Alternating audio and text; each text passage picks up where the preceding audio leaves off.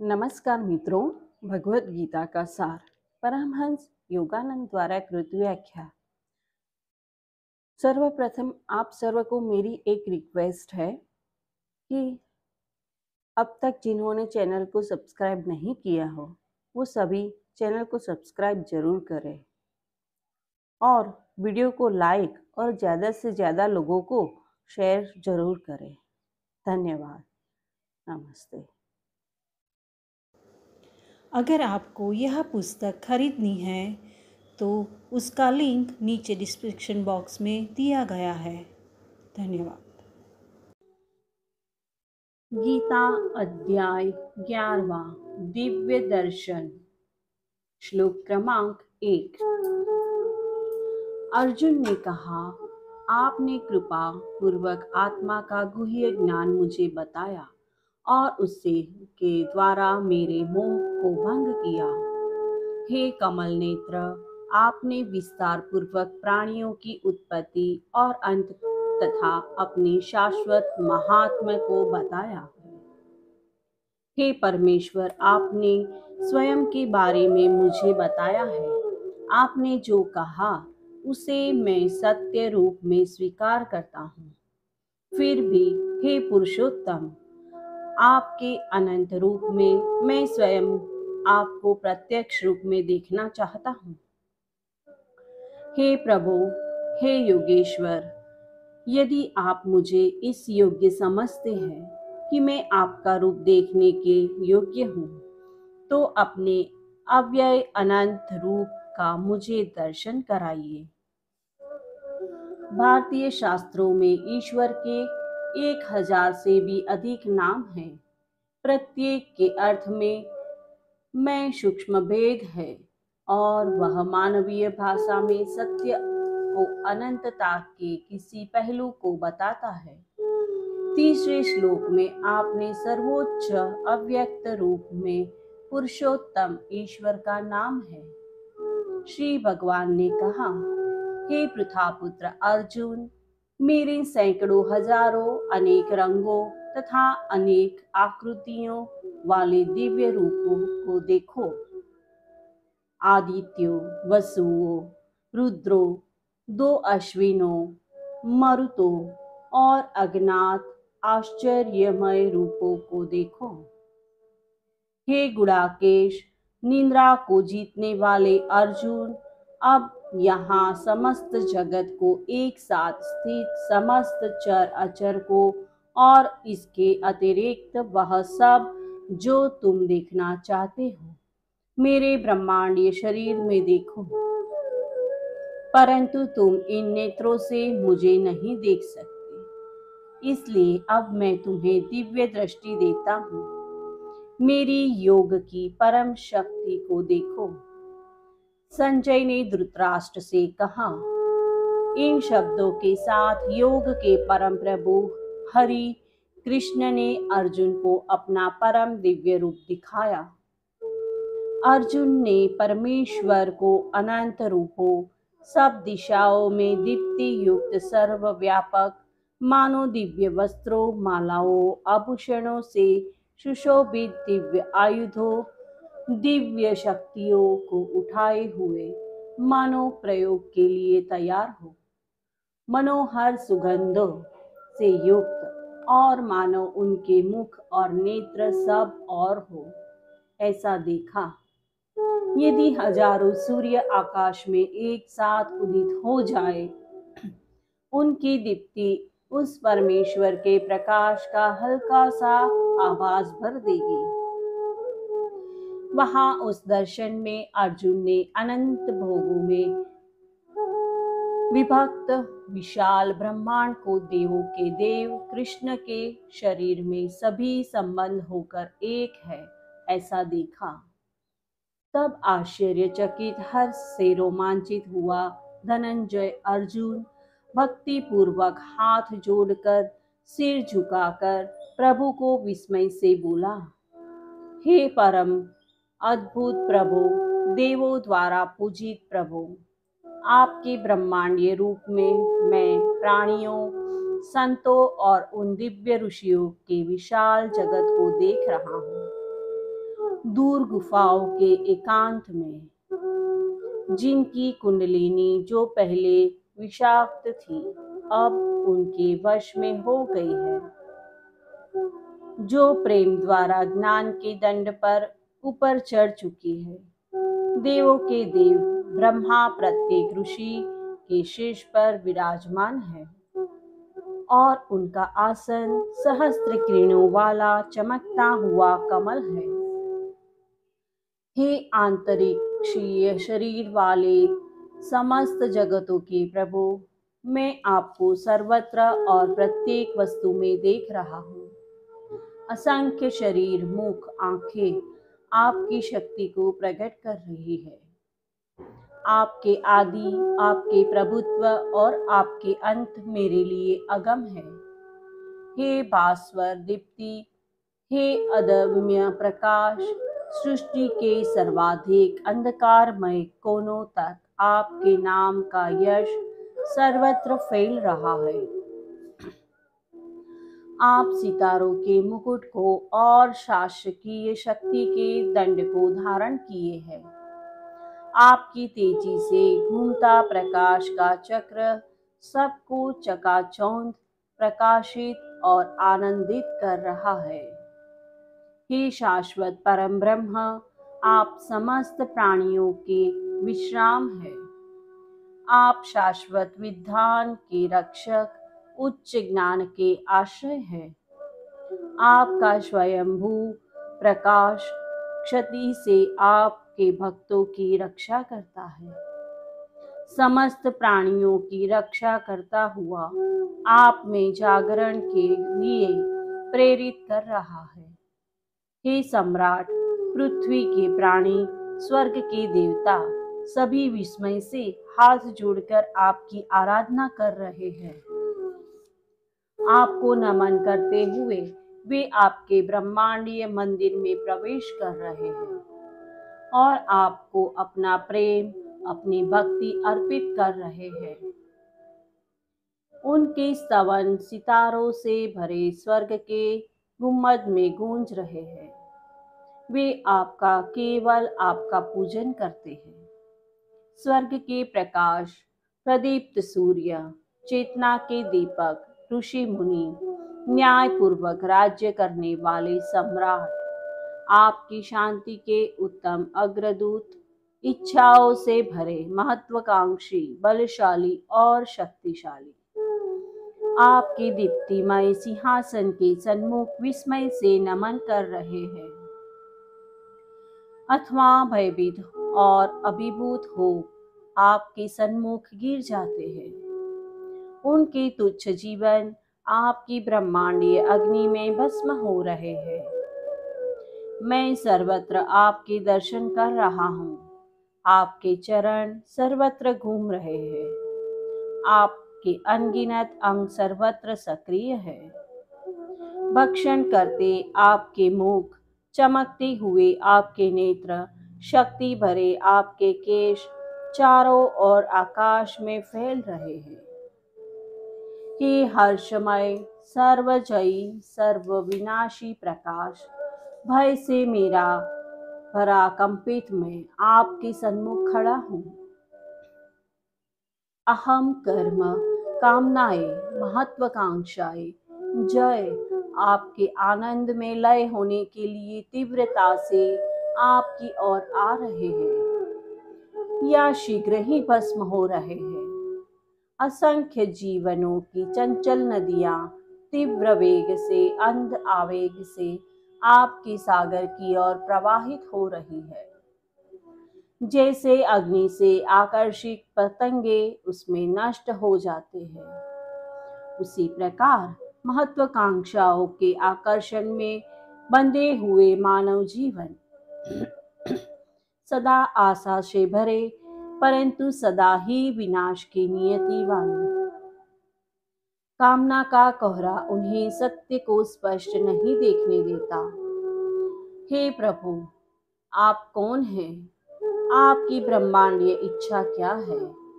आपका उद्देश्य क्या है? यह सब किस उद्देश्य से किया गया है? परम प्रभु ने कहा, मैं काल हूँ, मैं समय हूँ, मैं अंतहीन विनाश के रूप में आता हूँ। मैं ग्रस्त करता हूँ, मैं विनष्ट करता हूँ। भले ही तुम युद्ध ना करो, कुरुक्षेत्र में जिन शत्रुओं को देख रहे हो, हे अर्जुन, मेरी बलवती इच्छा से नष्ट होकर वे भस्म हो जाएंगे। वस्तुतः बहुत पहले मैं उन्हें नष्ट कर चुका हूँ। तुम केवल यंत्र हो।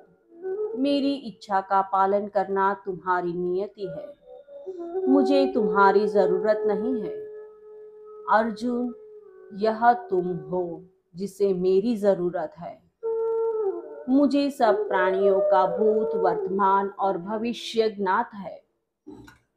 यदि तुम शाश्वत जीवन, जय और आनंद पाना चाहते हो तो मेरे लिए युद्ध करो। संजय ने कहा।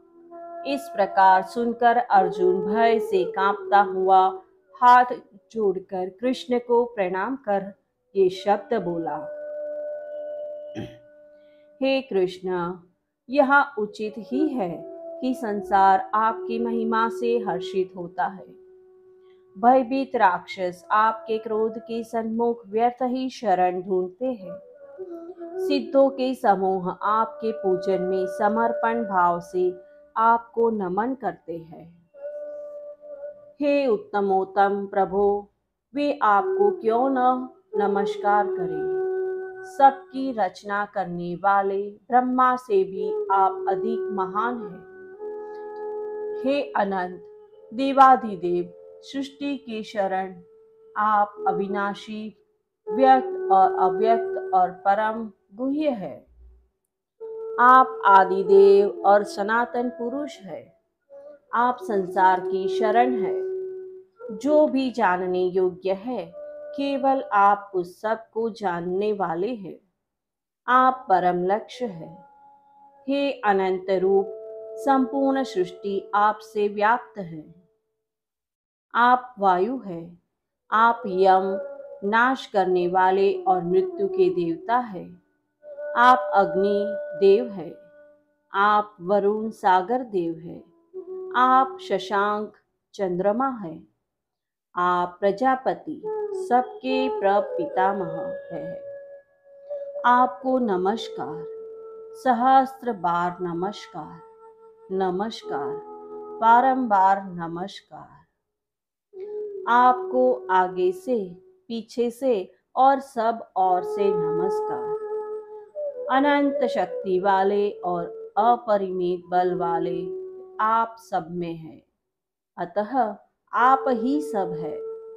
आपको सखा, साथी, कृष्ण, यादव आदि संबोधित किया हो या प्रेमवश आपके साथ लापरवाही से बात की हो या मजाक में आपके प्रति कोई दृष्टता की हो, तो और कोई भी अनादर यदि मैंने कभी किया हो, तो हे अच्युत, भोजन, विश्राम, विहार अथवा आपके साथ या अन्य लोगों के साथ सहचर्य में यदि अनजाने में मैंने अनुचित किया हो, इन सब भूलों के लिए हे असीम प्रभु, मैं आपसे क्षमा मांगता हूँ। आप चर और अचर समस्त प्राणियों के पितामह हैं। हे सर्वश्रेष्ठ गुरु, आपके अतिरिक्त अन्य कौन पूज्य है। तीनों लोकों में आपके समान कोई नहीं है। हे अपरिमेय शक्ति वाले, आपसे बड़ा कौन हो सकता है। अतः हे अनंत रूप से पूज्य, मैं विनय पूर्वक स्वयं को आपके चरणों में रखता हूँ। आपसे क्षमा याचना करता हूँ। जिस प्रकार पिता पुत्र को, मित्र अपने प्रिय मित्र को, प्रेमी प्रेमिका को क्षमा करता है, उसी प्रकार हे प्रियतम प्रभु, आप मुझे क्षमा करें। मैं आपके इस विश्व रूप दर्शन से, जिसे मैंने पहले कभी नहीं देखा था, अत्यधिक हर्षित हूँ। फिर भी मैं स्वीकार करता हूँ कि मैं भय से मुक्त नहीं हूँ। मुझ पर दया करे, हे देवों के प्रभु और लोक शरण, एक बार पुनः मुझे अपना सीमित मानवीय रूप दिखाइए। इस प्रकार दर्शनों का दर्शन समाप्त हुआ। पाठकों से कृपा और क्षमा की याचना करते हुए मैंने यहाँ बहुत मुक्त भावानुवाद दिया है। यह सोचकर कि यहाँ विस्मय और महिमा के भावों का अनुभव अधिक आवश्यक है, न कि मूल श्लोकों के शब्दों को यथारूप सुरक्षित करना। वास्तव में यहाँ अधिक आवश्यक था मेरे गुरु के अनुवाद को भी सुरक्षित रखना। अधिकांश पुस्तकों में शाब्दिक अनुवाद है। मुझे बहुत समय से यहाँ सामायिक भाषा में कुछ व्याख्यात्मक अनुवाद की आवश्यकता अनुभव हो रही थी। परमहंस योगानंद ने एक महान रहस्यमयी कविता समाधि लिखी थी, जिसमें उन्होंने अपने अलौकिक अनुभव का वर्णन किया है। उस कविता को भी यहाँ पर उद्धृत करना उचित होगा। प्रकाश और छाया के आवरण लुप्त हो गए, दुख के बाष्प उड़ गए, क्षणभंगुर हर्ष की हर भोर चली गई, इंद्रिय की धुंधली मृग तृष्णा भी गई। द्वंद्व के चित्रपट पर पड़ने वाली प्यार, घृणा, स्वास्थ्य, रोग, जीवन, मृत्यु की ये झूठी छायाएं नष्ट हो गई। हास्य की लहरें व्यंग के दैत्य और दुख के भंवर आनंद के विशाल सागर में पिघल गए। गहरे अंतर्ज्ञान की जादुई छड़ी से माया का तूफान शांत हो गया। अब चेतन में छुपा हुआ विस्मृत स्वप्न ब्रह्मांड मेरी नव जागृति दिव्य स्मृति पर आक्रमण के लिए प्रस्तुत है। मैं अंतरिक्षीय छाया से रहित हूँ, पर वह मुझसे रहित नहीं है। जैसे लहरों के बिना सागर का अस्तित्व है, पर उनके प्राण सागर के बिना नहीं है।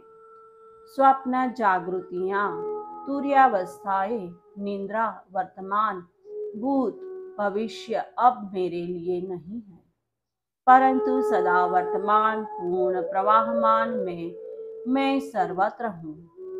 ग्रह, नक्षत्र, तारक, धूलि, धरती, प्रलय की विभीषिका, ज्वालामुखियों का फटना, सृष्टि की आकार देने वाली मट्टी, क्षय किरणों के शांत हिमनद, जलते हुए विद्युत अणुओं के सैलाब, समस्त मानवों के भूत, वर्तमान और भविष्य, घास का हर तिनका, मैं स्वयं और मानव जाति, सृष्टि की धूलि का हर कण, क्रोध, लालच, अच्छा बुरा, मुक्ति, वासना, सबको निगल कर मैंने अपने अस्तित्व को विशाल रक्त के सागर में रूपांतरित कर लिया।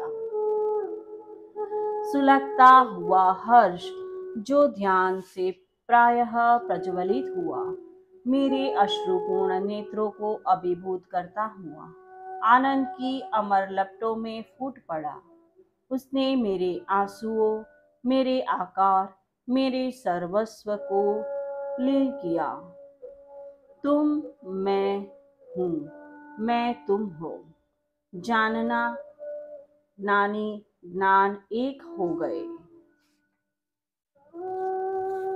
शांत, अनवरत, पुलक, शाश्वत, नित नव शांति, आशा की कल्पना से परे आनंदमय समाधि का आनंद, न अवचेतन की अवस्था, न ही इच्छित वापसी रहित मानसिक चित अचेतना।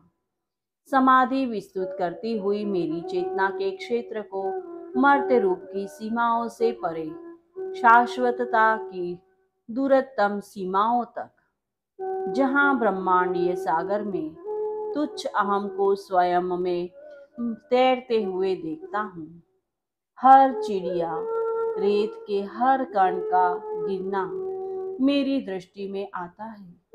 संपूर्ण धिक्कार हिमशैल की तरह मेरे मानसिक सागर में तैरता है। मैं संपूर्ण निर्माण का विराट पात्र हूँ। गुरु द्वारा दिए गए सतत गहरे लंबे पिपासु ध्यान द्वारा यह दिव्य समाधि प्राप्त होती है। अणुओं की गतिशील मरमराहट कानों में पड़ती है। श्यामल धरती पर्वत घाटियां देखो पिघला हुआ द्रव्य बन गई। बहते हुए सागर आकाश गंगेय बाष्प बन गए। बाष्प पर उड़ता हुआ ओम उसके आवरणों को विस्मयकारी ढंग से हटाता हुआ। सागर उद्घटित हुए। चमकते हुए विद्युत कण ब्रह्मांडीय नगाड़े की अंतिम ध्वनि के बाद स्थूल प्रकाश सर्वत्र व्याप्त होने वाले आनंद की शाश्वत किरणों में लुप्त हो जाता है। आनंद से मैं आया, आनंद के लिए जिया। पवित्र आनंद में मैं द्रवीभूत हो जाता हूँ। मन का सागर में संपूर्ण सृष्टि की लहरों को पी जाता हूँ। ठोस द्रव्य बाष्प प्रकाश के चारों आवरण अच्छी तरह उठ जाते हैं। मेरे स्व में प्रत्येक वस्तु में मेरा महत्तर स्व प्रवेश कर जाता है। मर्त्य स्मृति की मनमौजी झिलमिलाती परछाइयां सदा के लिए चली गई। मेरे मन का आकाश नीचे ऊपर और अधिकाधिक ऊपर निर्मल है। शाश्वतता और मैं एक संयुक्त किरण है। हास का एक छोटा सा बुलबुला मैं स्वयं आनंद का सागर बन गया हूँ। जो उसने देखा कि उसकी महिमा से अभिभूत अर्जुन कृष्ण को प्रिय गुरु मित्र और पथ प्रदर्शक के मानवीय रूप में पुनः प्रकट होने के लिए प्रार्थना करता है। यहाँ अर्जुन अपनी उस विनती को पुनः दोहराता है। वह उन्हें मनुष्य के रूप में नहीं बल्कि आधुनिक बुद्धि के लिए विस्मयकारी संभवतः पारंपरिक दृष्टि से उचित विष्णु के रूप में प्रकट होने के लिए विनय करता है। हे कृष्ण, मैं आपको सबके परिचित रूप मुकुट गदा और चक्र धारण के किए हुए चतुर्भुज विष्णु रूप में देखना चाहता हूँ। हे सहस्त्रबाहु, सबके आश्वासन के लिए अपने परिचित रूप में प्रकट हो। श्री भगवान ने कहा, मैंने कृपा पूर्वक अपनी योग शक्ति से अपना वह परम तेजोमय और असीम रूप तुम्हें दिखाया जिसे अन्य किसी ने पहले नहीं देखा था। हे कुरुकुल के श्रेष्ठ वीर, किसी भी मर्त्य मनुष्य ने मेरे इस विश्व रूप को नहीं देखा। न यज्ञ से, न दान से, न पुण्य कार्यों से और न ही वेदों के पवित्र अध्ययन से यह दर्शन प्राप्त हो सकता है। मेरे अस्तित्व के इस पूर्ण रूप से निर्वैयक्तिक रूप के इस दर्शन से न भयभीत हो और न ही घबराओ। शांत हो जाओ। प्रसन्न हृदय से मानवीय दृष्टि से आश्वस्त करने वाले मेरे इस रूप को देखो। संजय ने कहा, अर्जुन को इस प्रकार कहकर वासुदेव कृष्ण अपने शिष्य को आश्वस्त करते हुए पुनः अपने मानवीय रूप में प्रकट हो गए। अर्जुन ने कहा, हे समस्त वरों के दाता कृष्ण, आपके प्रिय सौम्य रूप को पुनः देखकर मेरा मन शांत हो गया है और मैं फिर से प्रकृतिस्थ हो गया हूँ। श्री भगवान ने कहा, अभी तुमने जिस दिव्य विश्व रूप का दर्शन किया उसका दर्शन करना अति कठिन है। देवता भी इस रूप के दर्शन की इच्छा करते हैं, परंतु तब शास्त्रों के प्रति निष्ठा या दान अथवा औपचारिक पूजन से यह दर्शन प्राप्त नहीं होता।